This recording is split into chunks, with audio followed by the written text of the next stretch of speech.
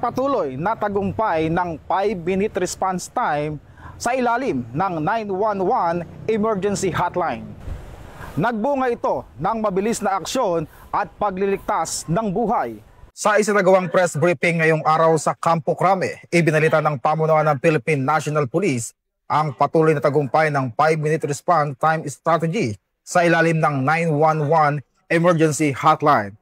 Mula ika-3 ng Hunyo hanggang ika-31 ng Hulyo, nakapagtala ang PNP ng 3,983 emergency calls, kung saan 3,208 ay narespondihan sa loob lamang ng 5 minuto.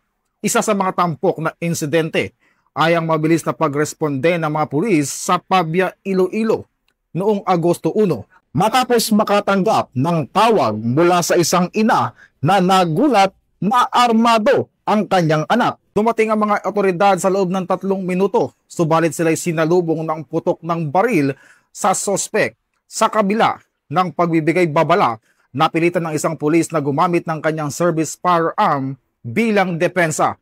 Dinala ang sospek sa ospital sa tulong ng MDRRMO, ngunit idineklarang dead on arrival.